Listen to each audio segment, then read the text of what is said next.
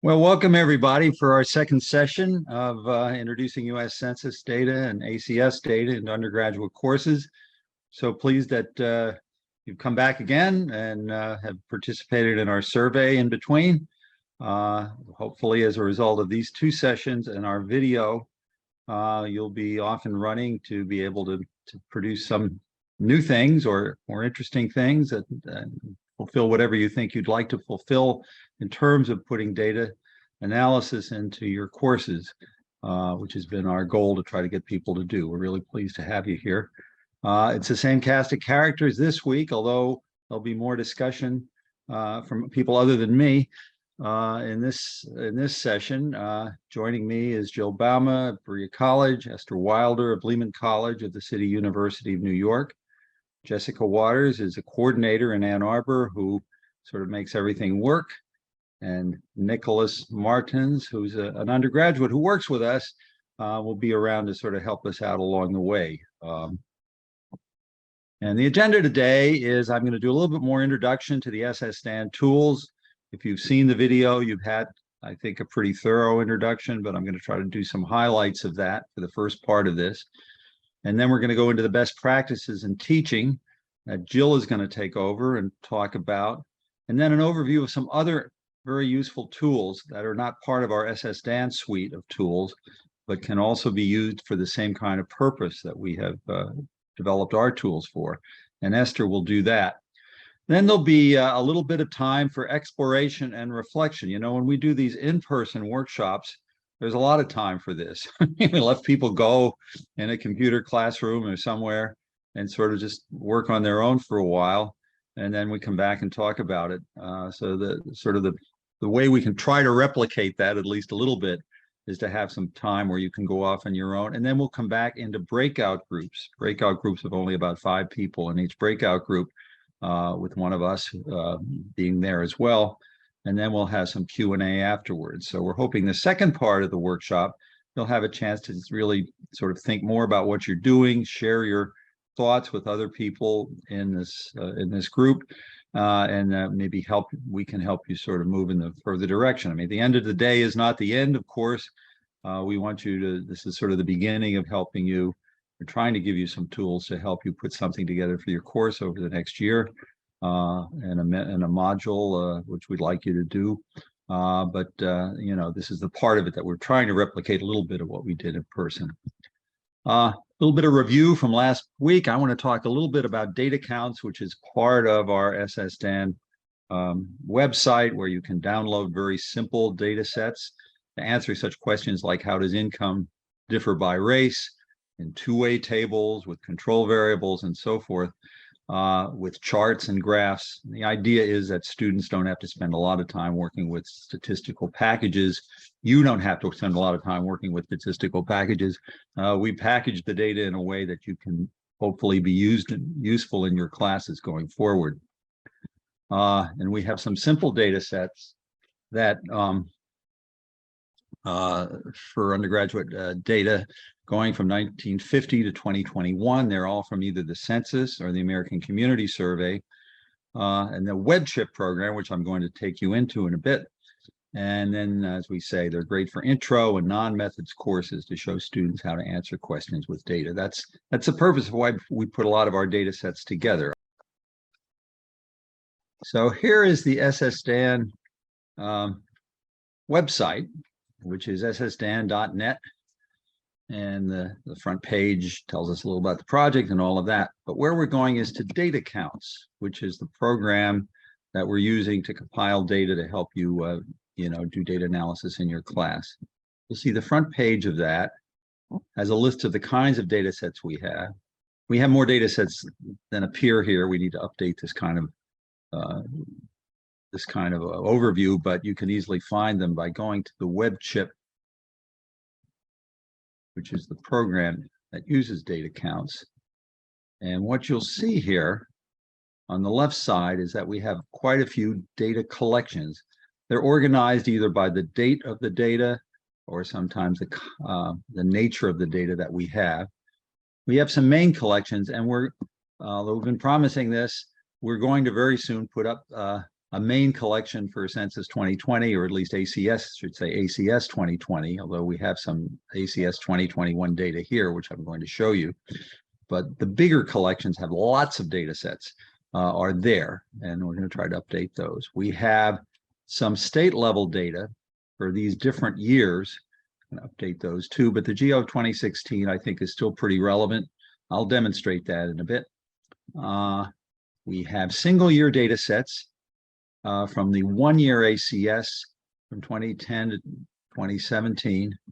And now we have sort of other collections, which we're kind of adding to and going to kind of put back in those categories. So I think the ones you will be most interested in for your class, the most recent one, ACS 21, the 5-year data set. As I said last week, the ACS data, even though they're collected every year, the Census Bureau sometimes puts out products that aggregate 5 years of them together. So the ACS 25-year data set, 2021 5-year data set include data from 2017 through 2021 to make the sample sizes bigger and more robust. We also have them with the ACS 2020 and the ACS 2019, and then we have some single year data sets for some of the earlier years. So just to show you what's in a the kind of collection, which is the ACS 5-year data set. This is a collection of different, as I say, small ways to make tables. This has several different data sets here. Earn, and we try to make sure that you know what the data set's about. By the way, we name them. Almost all of our data sets have a race category and an age category. And then they have maybe 1 or 2 other categories so that you can, at the very minimum, look at race differences in something, age differences in something, maybe often sex differences in something. And then the other 1 or 2 variables you can use as kind of dependent variables. That's kind of the idea behind this. So we have, as you can see, Earn Educ, which means it has earnings data and education data. Earn Educ Employ, that has earnings data, education data, and employment status data. Households in poverty, use of the internet. Here's one that just looks at lawyers. You can look at earnings differences between men and women lawyers, or lawyers at different ages, at different racial groups. Marital status change across different groups. And Pop USA, which lets you to use for this period the age distribution of the US population, immigration status, and a few other things. Let's look at the Earn data set. And what you see here on the left-hand side are the variables that are in it. There's only a few: race, ethnicity, sex, age, work. Now, age, work is simply that we have a lot of age variables in our many, many data sets. And so when we have one that deals with the working population, the labor force population, we use one that says age, work. And then earnings, we have 6 categories of earnings. Earn 3 means we code them different ways for different data sets. So and there's a list of, what they mean, but you'll easily see what they mean by just computing the marginals, or the distributions, one-way distributions. In this case, for race, you have non-Hispanic white. They're really non-Hispanic black, non-Hispanic American Indians, non-Hispanic Asians, non-Hispanic multi-race, non-Hispanic other, and Hispanic. This is the way the Census Bureau has tended to put things out, and the way we've tried to put it together to make it easy to use. We have sex or gender, we have age, and we have earnings. And so if you watch the video, you saw that Jill did an analysis of gender differences or sex differences in earnings by making a 2-way table. In this case, you can select the row variable as earnings.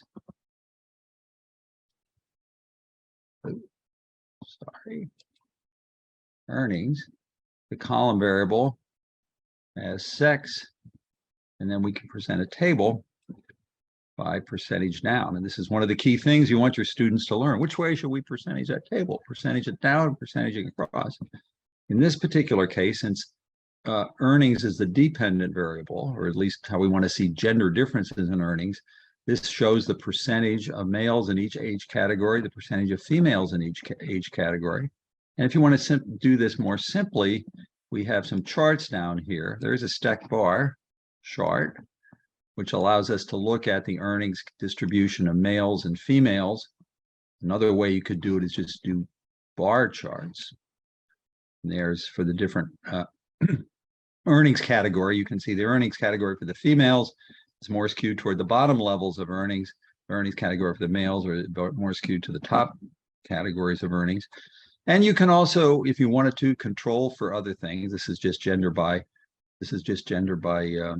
earnings. You could do it controlling this for racial groups or controlling it for age groups. I'm not going to go through all of that.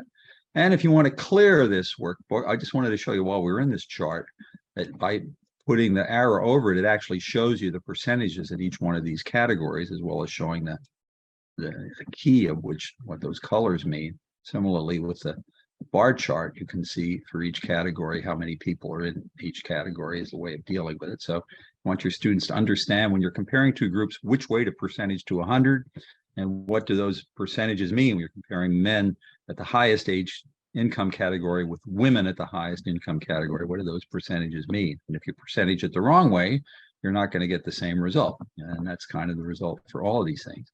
You can clear the workbook and do that. And I'm going to show you, if you go to just make it one more set of complexity in here, we can go to the EduC data sets. As I said before, this one has race, sex, age. Here it says age EduC rather than age work, because in the age work, we have population age 16 and over, people who are in the labor force ages. Age EduC has population age 25 and over, because typically census data have educational attainment out there for people who are age 25 and above. And then we have an education category and we have an earning category. If you look at the marginals here, same kind of race breakdown, gender, education, we have, age education, we have the age groups, but the education at all, we have quite a few age groups, 0 to 9 years, 10 to 12, high school grad, but not higher, some college, college grad, master's degree, and PhD degrees. And so, I mean, one interesting thing to look at here is how to earnings differ by people with different educational categories. So let's make the dependent variable, again, the row variable. You don't have to. I mean, if you're one of those people who like to make the dependent variable the column variable all the time, and that's how you were taught, and that's how you want your students to be taught, you could do that too. But just to make it easier to put this on the page, I do it the other way. And it doesn't really matter as far as the program is concerned. So we're going to do earnings as the dependent variable and education as the independent variable. And we're going to also percent down. Table shows up. And you can see the people that have 0 to 9 years of education, 37.8% of them make less than $25,000 a year. Only 2.8% make over $100,000. Go up to PhD professionals. There, only 7.3% make under $25,000 a year, and 53.8% make over $100,000 a year. Again, we can do this stack bar thing. And you can see quite clearly here, the brown category here are the people making over $100,000 a year. Over half of the PhD professionals are in that category, but that's much less as you go further down the educational attainment. And then the people in the lowest earnings category are bigger for those. And then you could, you can also control this for age and also race and gender. To look at how that differs. I won't go through all of that now, but that's the kind of thing you can do with that. Just a quick look at the, and do some trends over time. We don't have any trend data yet for 2021, as I said, but we do the 2016, GEO 2016, oh, sorry, not GEO 2016. Get there. 2016 trend. Now, let me look at marital status. Let's see how marital status changes over time. Notice that we have 8 categories of years. So you always have to control by year or put year in the table if you want to see differences by year. But we have it going from the 50 census up to the 2000 census. And those censuses, marital status, were on the long form of the census. 2008 and 2016, we have the ACS numbers, and I say we're going to update this to 220, so we make it 2000, 2010, and 2020. We haven't gotten there yet, but this will give you the general idea. And what this allows you to do, for example, is look at marital status changes over those big periods of time, often 10-year periods. Let's look at marital status again as in this case, as the row, and the columns will have year. You always need to put year in for these trend data somewhere. and we will percent down. Back in 1950, 66% of the population was currently married. By 2016, 47.5% was currently married. Other categories that had gone up quite a bit, and including never married, goes from 21% up to 33%. Again, we can do a percent down thing. Oops, sorry. Wanted to do a stack bar and I hit percent down by mistake. And again, shows you how the currently married share goes down and the other goes up. Again, you can also control for different age groups and gender. And let's just control for gender anyway, just to get a sense of this. And you can percent down. It makes two tables, one for men and one for women. And then again, you could do that stack bar if you wanted to. That one is for males. That one is for females. They more or less show the same thing, although see there's a little bit of difference. The race one is more interesting, but I think I'm just going to stop with that one for this analysis. Let's look at the workbook. So that gives us some examples of what we can do with the web chip data. There's a lot of other data sets there to deal with. Just want to show you a few other things on the web chip part, or the data counts part of our website. Here's the variable glossary. Remember I said something about all these different ways of measuring race or age and education status and so forth. You can click on one of those. It gives you a little bit more information about what that is. We also have modules. This is what we're hoping you can contribute to when you're done doing your modules, so that we can put you up here, put your module up here, and see the names of different modules we already have. Here's one we can look at on assimilation. This is done by someone at the University of Cincinnati. Shows assimilation of immigrants into the United States. You open that up, there's a lot of information, the creation, authors, objectives, context for use, description and teaching materials, how to assess it, variables that they're using, and then also a lot of file attachments of the things they've given their class. So it can be very helpful to other people if you produce something like this. And when you produce a module, it might be helpful for you to look at, might be helpful for you to look at this submit a module page, which gives you all those kinds of headings and some further description about what should be in there. Start description tells you a short description should be a distillation of the summary above, and stuff like that, which you might find helpful when you do submit the module with us. Okay, here we are, resources for learning more. And we just talked about the SSDAN homepage. Now the ACS homepage, since we're talking about the American Community Survey, I think it's helpful you to go to the ACS homepage. We're gonna share this PowerPoint with you so you can look at these links more carefully. There's an overview webinar on the ACS homepage that has a little video about the various forms that the data come in, the data on it, the geography of it, and all of that. We covered some of that in the video you saw. Some guidance for data users. ACS data profiles, that's a good one if you want to look up data for individual geographic areas, which I know a lot of people like to do in their classes. Each student can take a different county or something, or a different place, or a different state, or a different metropolitan area, and you can do that. And then there's one on ACS products and resources. There are other Census Bureau sources. One is the Census Quick Facts website, where again you can look up information about individual places. I'm going to try to demonstrate that in a minute. The Census Bureau Data Exploration, that shows you a lot of different things you can use with census data. This is not for introductory students or maybe even introductory teachers. There's a lot in there. Some of it you'll find useful, some of it may be beyond what you think you really want to do, but there's a lot of stuff there. The Census Bureau in the last few years has put a lot of effort into doing webinars and videos of various aspects of how to receive their census data. Some of it, as I say, somewhat on the complicated side, some of it on the simpler side, but you'll find a good overview of that there. And then there are sources that are outside of the ACS or the census that we like to send people to. One is called Census Reporter. I'm going to demo that in a second. This is made for reporters, but it's actually very useful for teaching purposes or even to some degree just looking things up. But they put together ACS data up to the very latest release and made it easy to find information. The people at the University in Minnesota, the IPUMS people, have put together, you may have heard, micro data sets going back historically to censuses, but also including the latest ACS, the latest American Community Survey, the latest census estimates, and the latest decennial census.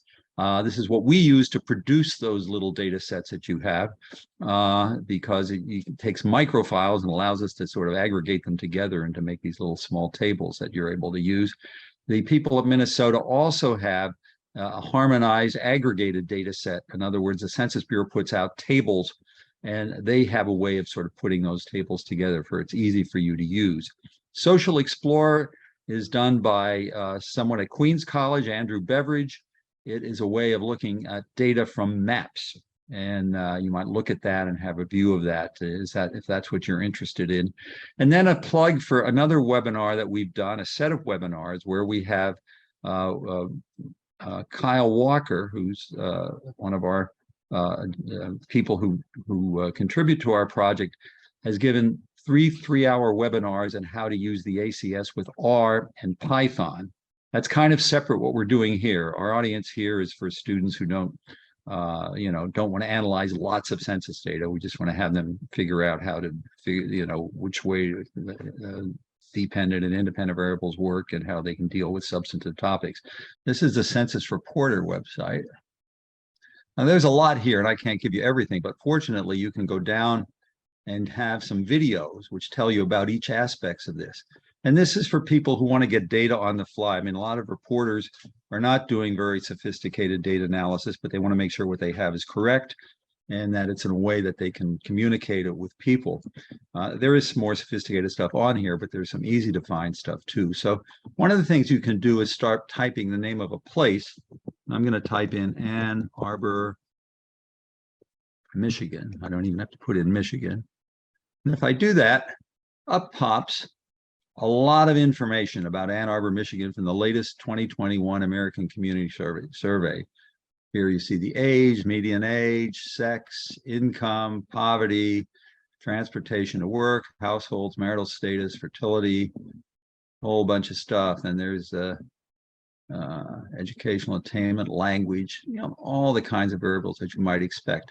And then in addition, you can click under one of these things, click under the age one, and it shows you the actual data, not only for Ann Arbor, but also for other places nearby, Michigan, Ann Arbor metropolitan area. And if you explore this further, you can throw in other areas to compare them with. So this is something you can give students to that isn't too difficult, and they can compare different areas on a lot of these different variables. As I say, there's more on this census reporter than just that, which you can see the videos of, but this is kind of a handy thing to do. I'm now going to try another share here. And this one's going to be quick facts from the Census Bureau, if I can find it. And you can just say census quick facts and it'll get you there. Initially, this is partly from the ACS, but also from the decennial census and also from what the Census Bureau has as population estimates. They give actually the totals, the most latest totals for populations and that sort of thing. And you can see there's a lot of information on there. Population estimates, July 2021. Sometimes the most recent ones will be coming out soon for July 2022 for a lot of these places. Race and ethnic change, some from the census, some from the ACS. Families, living arrangements, health, the economy, businesses, business information, geography, and so forth. Once again, you can type in a place. Again, I'm going to put in Ann Arbor, Michigan.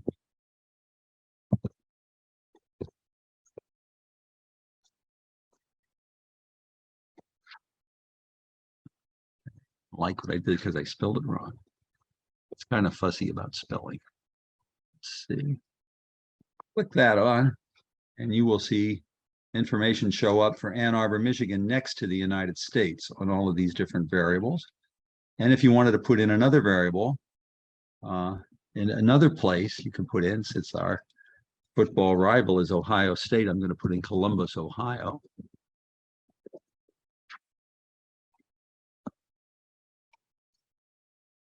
You see Columbus, Ohio showing up there with all those statistics. And there's a way you can download these into spreadsheets. You can do charting as well if you want to play with this a little more. But it's a kind of simple thing to begin using, a kind of thing you can give your class. It doesn't take a lot of effort, and you can have them do these kinds of comparisons as well. There are many other sophisticated things on this website that I just showed you, or on this PowerPoint where I showed all those different places to look. And I urge you to look at them if you're interested. But these are two that I think you'll find useful. I think with that, I'm going to hand the ball over to Jill Bauma, who's going to give us some more useful information. Jill? So I want to go over best practices. And if you watch the video, Kathy Rowell did a nice overview of this. She's really an expert. And so if you had a chance to see that, I'm going to try to summarize some of that really quickly as well. And for assessment, Esther spoke, she's so wise about assessment. I've learned so much from her. And so again, she did that. I'm going to just show how I took what I learned from both experts and put into my own teaching practice and what has helped me. So again, if you didn't have a chance, I recommend going back, and they've really been good teachers for me. So I'm going to try to combine elements of what they taught into teaching tips that seem to work for me.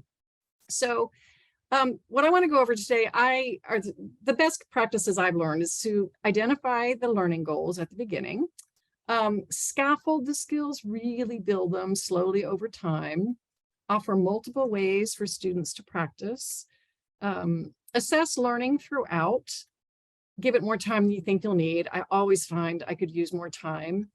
And if you can, make it fun for yourself and for the students. It's pretty infectious. If you like it, they tend to like it too. So I'm going to walk through each of these now. So when creating your module, I know we're all supposed to do this. As teachers, of course, we begin by identifying our learning objectives. I will confess, I don't always do this. Sometimes I plunge into something and only later do I have to ask myself, why am I doing this? Or what does I want to do?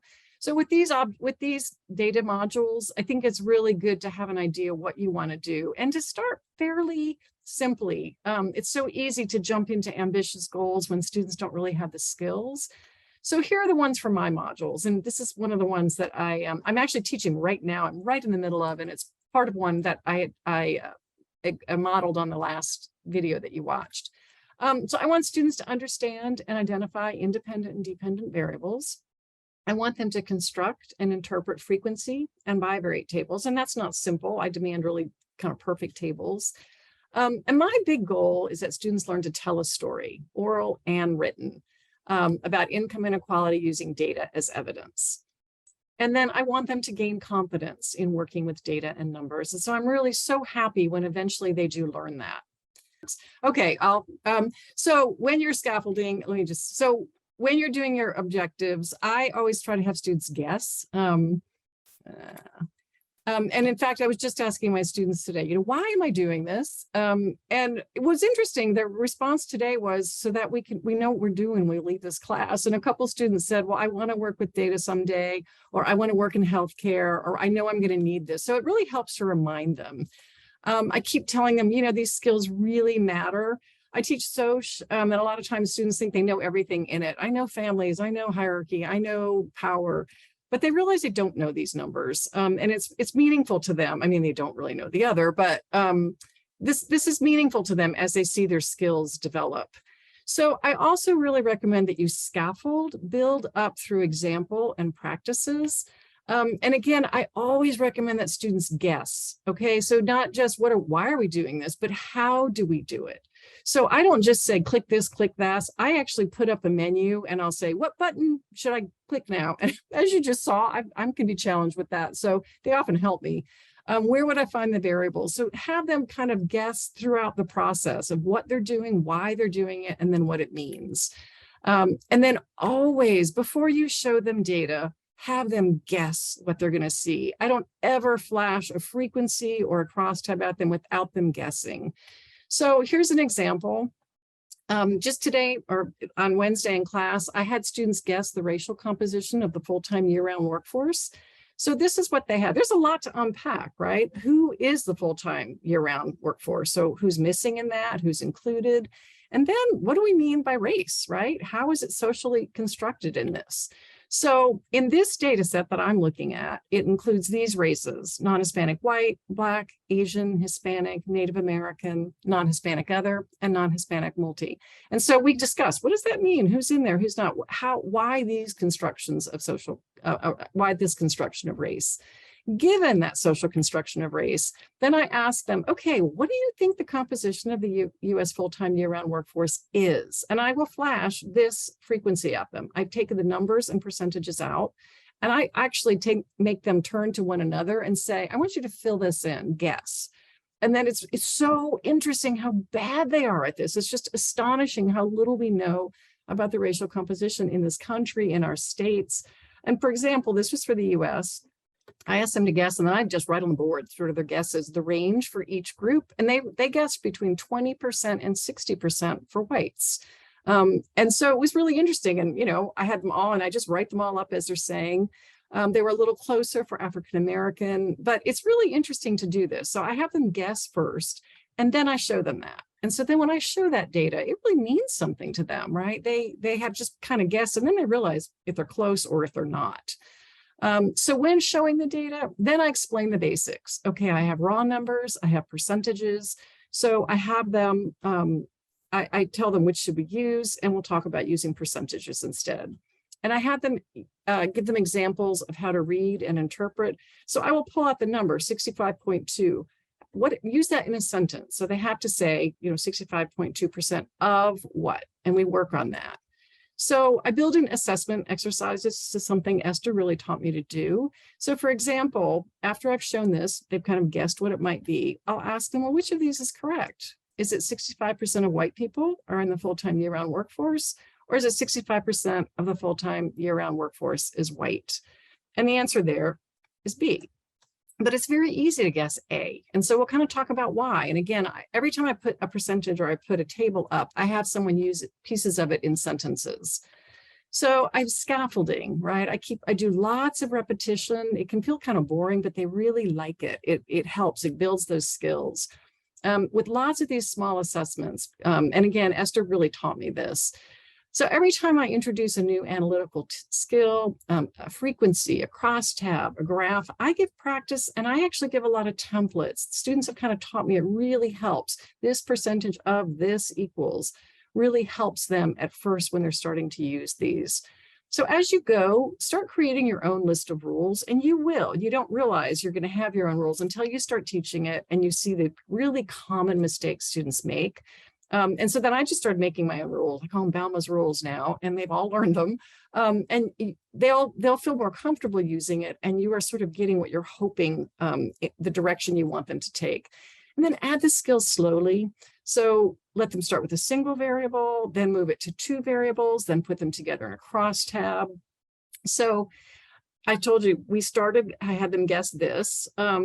Next, what I do is I show them a frequency table on income. And again, I give them a blank frequency. I let them guess what do they think, it's going to fill out. And by the end, I'll say, well, how can we put the 2 variables together? How can we look at race differences in income? And we'll end here. So this is where I ended on Wednesday. They had a big sort of messy table to look at and try to make sense of. So before I gave that to them, the skills they needed before seeing this, well, they need to know how to read these percentages. Does that 19%, is that of whites, or is that of those who earn less than $25,000? So we talk about it, and I actually have a true false set of statements that we go through, and I'll pick out a percentage all over the table, and I'll ask a different student to use it in a sentence. Then where do you focus? If you're trying to look at race differences, do you read across? Do you focus down? So I teach them focus on the top portions and the bottom portions. And then finally, how do you tell a story with this? And again, if you watched the video earlier, I sort of have, start with a wrap-up statement or a general statement, then numbers as evidence, and then finally conclude. And so I came up kind of with my rules.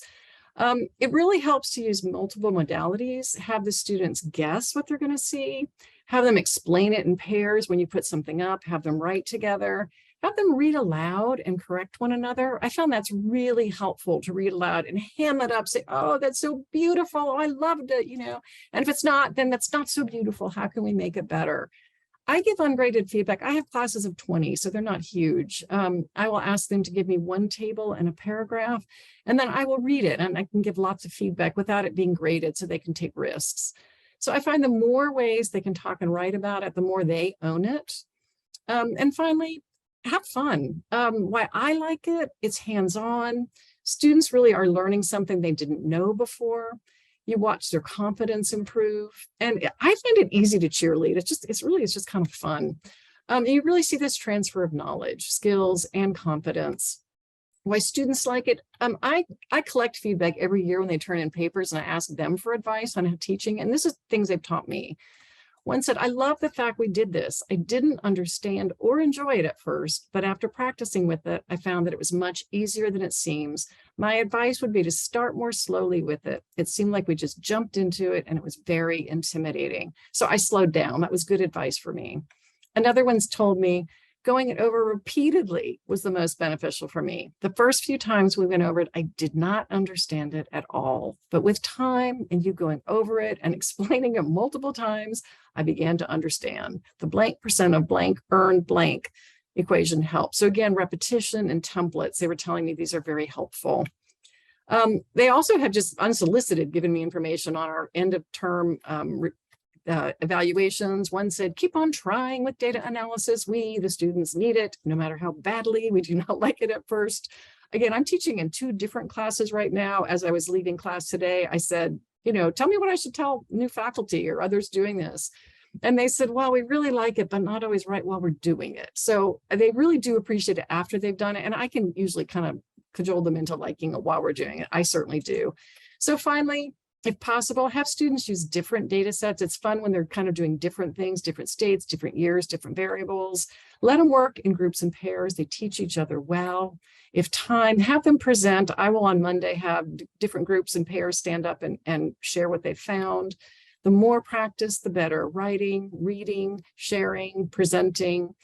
I really find ungraded feedback to be hugely helpful. The more time I spend in class practicing writing is less time grading bad papers. And then finally, full modules with instructions, assessment tools, and teaching tips are online. And I'd welcome your feedback, and I'm happy to work with any of you as you create or adapt these for your own. So I will stop there. I'm sorry about the difficulty. I'm going to stop share, and I think we move on next to Esther.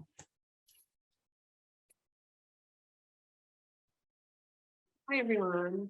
And I'm going to be following up with some of the information about assessments that Jill talked about. And I know Jill said that I'm, helpful to her, and she and Kathy are equally helpful to me. So a shout out to both of them, and of course also to Bill for so much I've learned from this team here. It's been wonderful in terms of supporting my own efforts to infuse data analysis into my instruction. So I'm going to share my screen here, and I have a little presentation where I'm going to be talking about a little bit about assessment and some other resources for teaching data analysis here. So as Jill mentioned, incorporating assessments into my instruction is really important, because I really always want to see how effective I am at teaching the kind of skills that I want to teach. So I'm going to talk a little bit about assessment, embedding assessment into my instruction, and also some ways that I use census data, or in particular the American Community Survey, into my instruction in a different way than web check. So first of all, this is an outline of some of the things I want to talk about today. First of all, just an overview about what I mean by assessment and some strategies for doing assessment. And I'm going to go through showing you some examples from my own teaching where I use the American Community Survey in one of my classes on health and disability. So to begin with, what is assessment? I have a definition here from Linda Susky, who's kind of an assessment guru who's written books about learning assessment. And she says that assessment is basically systematically gathering, analyzing, and interpreting evidence to determine how well student learning matches our expectations. John Cowan in this quote here also says that assessment is the engine that drives learning. So assessment is really a tool to improve teaching so that we can effectively ensure that our students are effective learners. So assessment, of course, can be undertaken at very different kinds of levels. It can be undertaken with the nation. There are national kinds of assessments that are undertaken, and some of us participated in those when we were in college and when we were in high school. And of course, institutions may undertake their assessment programs of study, such as departments. I know that's really big now in terms of accreditation, that a lot of organizations are asking departments to undertake assessments and accrediting agencies for like nursing and social work. So an important component of accreditation is that some sort of assessment is being undertaken. And of course, we can do it at the level of the course. And in particular, for what we're thinking about today, is really at the level of our assessment. We know we're talking about some of the assessments we've undertaken for her particular instruction. And that's what I do in my classes. I do assessment sometimes at the level of the course, and I also do it to test whether or not I'm effectively teaching the skills I want to teach this particular assignment. So one thing I wanted to distinguish between grading and assessment, because some faculty will say, well, I'm giving them tests and everything, there I'm assessing them. Well, I think that there's an important distinction between grading and assessment, because when you're grading students, what you're really trying to do is give them feedback in terms of how well they did. So grading is really designed to give information back to students. Meanwhile, in contrast, assessment is really designed to give information back to instructors. So when we undertake assessment, we're trying to get information that will be helpful to us so that we can improve our instruction. So there are all kinds of different ways in order to undertake assessment, and I've outlined a bunch of them on the slide here. One of the things is we can do questionnaires and surveys. And I've also indicated here that one of the things that I do a lot when I do assessment is I look at attitudes, and Jill talked about reflections as well from her students.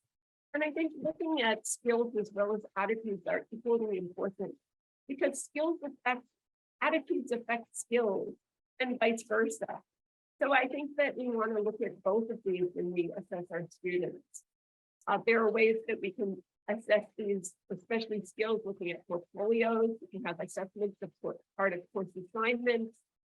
We can have tests that can be designed as assessment instruments so that we're actually using them to get information back to ourselves. And of course, there can be student reflections that is, I think Jill gave a really nice example of incorporating them into her courses.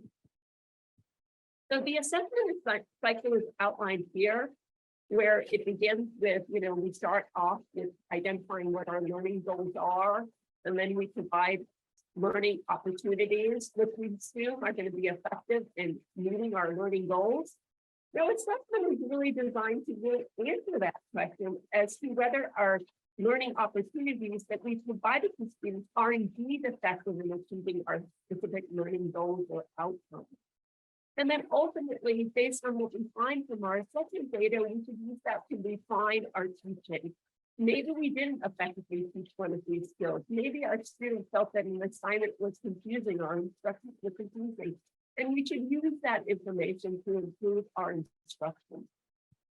So one of the courses I teach is a course called The Sociology of Health and Disability. And in that course, I have a variety of learning goals that are focused on data analysis and quantitative reasoning.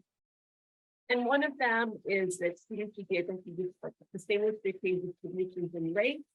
I want them to be able to understand the distinction between rows and columns and percentages when they make bivariate tables. And some of this is information that Jill and Bill were also talking about with regard to making bivariate tables. I also want them to be able to prepare and interpret pie charts and stack bar charts. So these are all some of the skills. My skills that I focus on in my courses, and I mentioned last week that I teach at Union College, which is part of the City University of New York, and I teach in the sociology department. The skills that I necessarily focus on are fundamental quantitative skills. I'm not going to enter into statistics or anything very sophisticated. I'm just doing basic statistics, which I find are challenging for a lot of our students, even though I'm teaching an upper level sociology course. And I know Bill mentioned that a lot of times students put off statistics and everything to the end of their career. We see that happening still at Union College. So a lot of the students in my courses have never taken a statistics course. So when I approach this, you know, in terms of assessment, I have a pre and a post assessment that I administer in class. It's very simple and straightforward, and I do it both before and after the assignments. I have kind of a comparable assessment. And then I have my instruction and my assignment that I'm hoping will help to improve their skills on that assessment. So I'm just going to show you my assessment. And if you watch the video, I know at least one person participated in the assessment. But if you want to participate in the assessment here, you can go ahead and go to this link right here.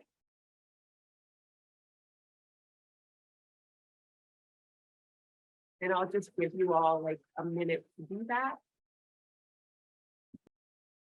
So people are able to complete this assessment, okay? It looks like I have 13 responses here. And as you can see here, it's basically a pie chart asking which of the following is true. And you all saw the questions here. And basically, it asks people to indicate which of the following is true based on the pie chart here. And as I look at the responses here, I see there's kind of a pretty large variation in terms of the responses here, with people giving answers in various different categories here. And the correct answer, just so you know, if you look at my assessment here, this is a distribution of individuals in the United States living with an independent living disability by race.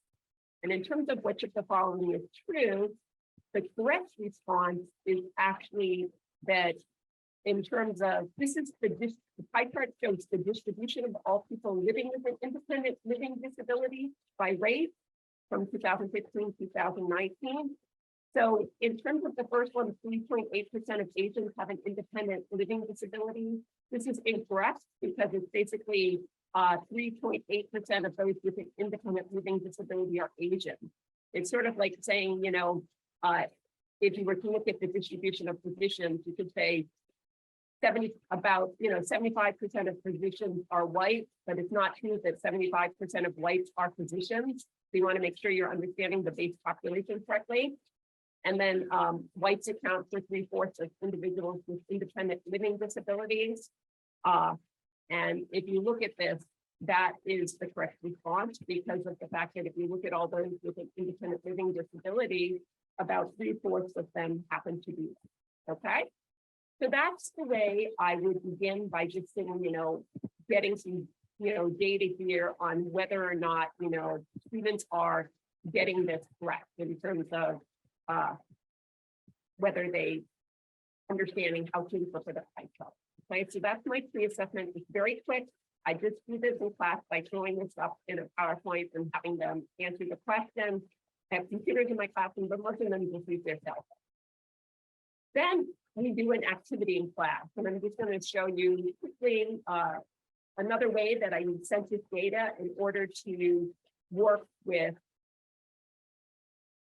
analyzing data and addressing some of the skills that I'm hoping to accomplish. So what I'm going to be showing you briefly is how to work with a tool called SDA, which is also referred to as Survey Documentation Analysis. It's abbreviated SDA. And we're going to be working with IPOMs, which are the microdata from the census. And I have a link here if people want to follow with me. It's https://ipoms.org, or you can just Google IPOMs, okay? And you have to create an account and a password in order to work with it. But for the purposes of just following with me, if you want to just engage in the process of doing that, I'm just sharing my account and password with you for the IPOMS website. And my account is bwilder@gc.cu.edu. If you just want to take a note of that. And my password is 55IDA if you just want to follow this, or you can just watch me do it. Okay. So I'm going to go to this website here. And when I click on that, it takes me to IPOMS USA. And there's IPOMS International. I'm going to go to IPOMS USA, which gives me the census data. When I click on that, it takes me here to iPhones USA. And what I'm going to do is I'm going to analyze the data online.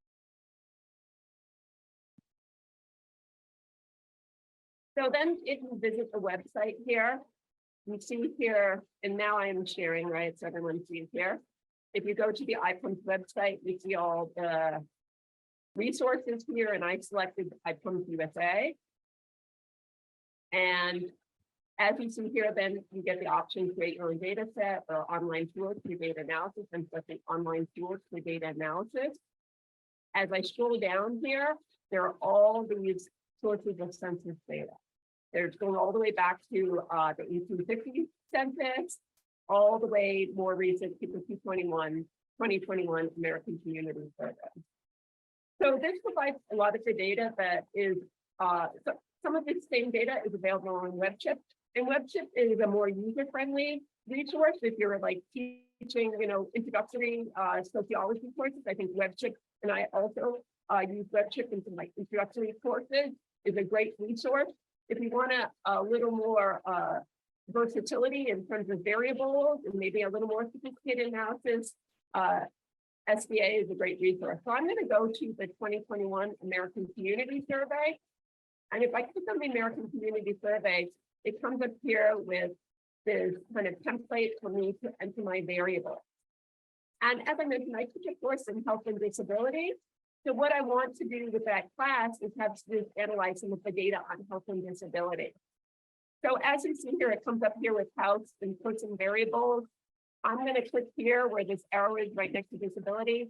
And it has all the disability variables used in the American Community Survey. In my class, I also have students look at the survey so we can see exactly how the question is phrased. And then they go back and they actually see the data and the results from the data. So we look at the ACS and we look at the questions, we study the question, then we actually, analyze the data. So these are all the different questions about disability that were asked in the American Community Survey. Just to give you an example, I'm going to pick a vision difficulty, which is a question that the ACS asked about whether people have a vision problem that cannot be corrected with glasses or if they're completely blind. So if I click on this, it comes up here for selected. I'm going to make it my row variable because it's going to be my dependent variable. I want to explain this. And then just like Jill and Bill were showing, I can make different comparisons. So if I click here, for example, on demographics, and that's what I require my students to make different comparisons and try to understand the comparison. I can compare it by like sex or age or any of these variables. So I'm just going to select sex here. When I select it, it comes up here for selected. I'm going to make it my column variable. And now I'm going to compare whether or not people have a vision disability according to sex, okay, which is, it means things the categories male and female in the American Community Survey. And when I do that, it's very simple. I have row here, column. As you see, I can also add controls or I can add selection filters. So for example, some of the questions on disability were restricted to respondents ages 5 and over, or some of the one question was restricted to people 15 and over. So you can restrict it for particular ages if you want, or for particular groups. So that's just an option there. And it automatically applies person weights. This is the individual characteristic. And then what I can just do is I can just run the table and it will just give me the results. It's very simple and straightforward here if you're doing very basic fundamental analyses. And when I do that, I just get whether or not people have a vision disability according to gender. And you can see the table here. It puts it in terms of, the raw frequencies, which are weighted for the entire United States population. And you see here that 2.3% of males have a vision disability compared to 2.7% of females. One thing I just want to mention, before I actually get to this stage, I do the same thing Jill mentioned was really important. She had some guess and put forward a hypothesis. So that's really important. I go through kind of the research process where, first of all, they put forward a hypothesis that should be grounded in class materials in the literature. And then they test their hypotheses and then they write about their findings. So here we have the results. It automatically plots it as a bar chart here, as a stacked bar chart. So Just so you know, if you want, there are all sorts of options. So for example, if you don't want it as a stacked bar chart, you can put it for here as a pie chart, and you can just run the table again, and now it puts it as a pie chart. We would discuss, of course, what is the best way to represent the data, what is the pie chart showing, and stuff like that. So I get them to really understand the different representations of data and which one would make the most sense.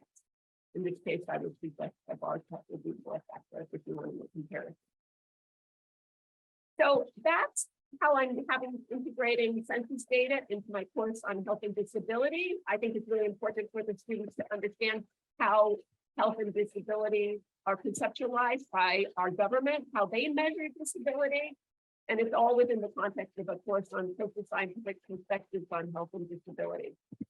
So after that exercise, what I do, and it's more involved, I think you a very brief, abbreviated version of it. But after the exercise, what I do is I give the students a post-test here, where they basically do the same thing that we did in the pre-test, but they actually, have a parallel assignment, and we see whether or not the assignment was effective. And it's the same thing that we did with the pre-test, where they interpret a pie chart, but it's with different data. So if anyone wanted to do this, you can go to the link and you'll see it's basically a parallel question.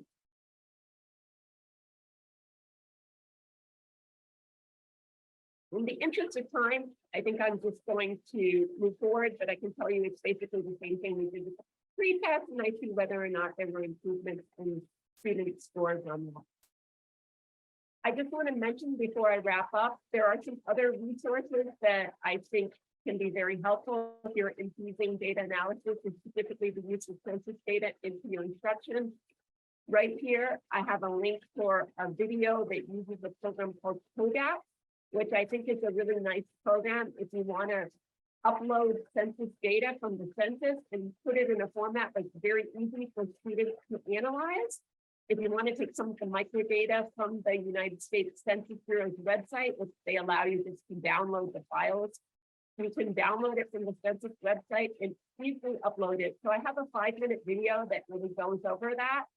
And I also wanted to plug from my website here, which is teachqr.org, which is teachquantitativereasoning.org, but the abbreviation teachqr.org, and it has a wealth of resources for using data analysis instructions, including some of the ones that have been mentioned today, such as Census Reporter, and of course WebKit, which is a wonderful resource for basic data analysis. So just in conclusion, because I think assessment is really important in your instruction, I think assessment instruments, we just want them to really correspond with the learning goals. I really do emphasize the importance of understanding how to interpret pie charts in the classes. So I want them to be able to understand how to make sense of them. So I have assessments that are geared to pie charts. I also have assessments that are geared towards stacked bar charts as well. I haven't shown that today, but this is an illustration. I do have one that really focuses on pie charts, because that's one of the essential skills that I want my students to memorize. I think they should be user-friendly. I need a real useful feedback that is really assessment for learning, because assessment is really designed to improve student learning. And then in concluding, I think when you gather assessment data and you find that you're effective in teaching, it's something that's worthwhile to share. Assessment is a really useful tool to helping to promote not only your own instruction, but for sharing information with others about what was effective and what really worked. And I think it can not only improve your teaching, but you can also use assessment for the scholarship of teaching and learning. And there are a lot of scholarly journals and everything that publish on the scholarship of teaching and learning. So that's also something that I encourage faculty to explore. And that's what I want to conclude with. I want to mention that my research here and my work on supporting data analysis has been supported by the National Science Foundation, and want to acknowledge their support. And all the resources that I've referenced today are available on our website, which I mentioned at the very bottom. And finally, as we're moving to our next section of our workshop today, we have some questions, and we're going to give you some time to think about these questions before we all come together.